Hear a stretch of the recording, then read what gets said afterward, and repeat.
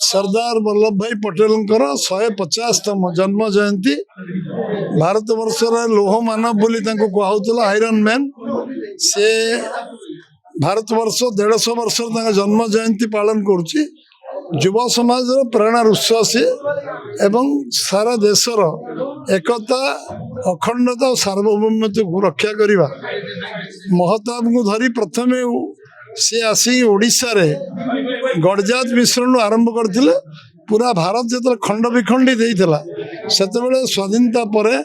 सारा देश को जोड़वा सारा देश को एक करवा नीलगिरी आरंभ होता नीलगिरी गडजात आरंभ होता आज एवं मुख्यमंत्री आसते नीलगिरी पदयात्रा है जमती से पदयात्रा नीलगिरी होता एवं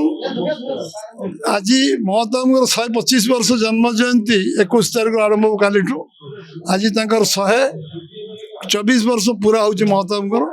महताब कहते ओडिशा रु चल गणजात मिश्रण करवा भारत को एक करवा आज ये अवसर आम वल्लभ भाई पटेल जो कठिन परिश्रम करते जो संघर्ष करते देश को एक करने एवं तांको स्मरण करने प्रति सम्मान प्रदर्शन करने श्रद्धांजलि देवाई एभली एक एकता यात्रा हो ये देश में जन्मस्थान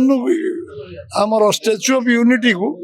आमर ओडिशा रु आज राति 150 युवक माने जाउछन्ति से 150 किलोमीटर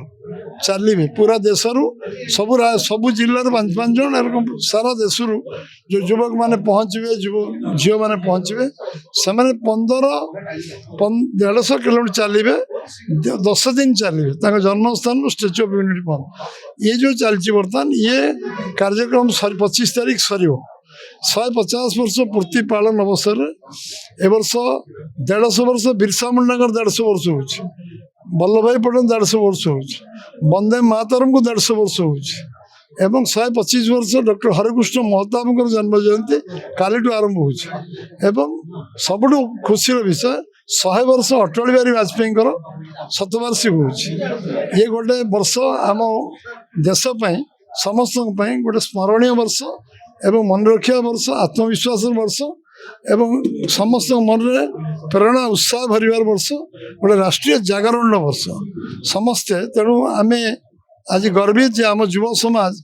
150 वर्ष तले जो तांको जन्म होता और जड़े यशस्वी लोक थे मन रखापी देश को आज एक कर छिड़ा कर लोक मन पकड़ापी आम आज भद्रक 6 किलोमीटर पदयात्रा कर 10 किलोमीटर कर जगह ये नाला ना इच्छा था 10 किलोमीटर चलवा किंतु आज ये 6 किलोमीटर यात्रा है लिंगराज रु राम मंदिर पर्यटन भुवनेश्वर यात्रा है फुलवाणी यात्रा है नीलगिरी मुख्यमंत्री पदयात्रा कर सबू जगार सारा देश दल मत निर्विशेष एवं जाति धर्म वर्ण निर्विशेष समस्ते एकाकार होती देश 140 कोटी लोक सरदार वल्लभ भाई पटेल को आज स्मरण कर मन पकाउं श्रद्धांजलि दौर जो स्वाधीनता पर सबुठारु बड़ चैलेंज थिला जो 565 गण जातीय को भारत सरकार सामिल करवा तांकर प्रमुख भूमिका थिला से भूमिका सबु बेले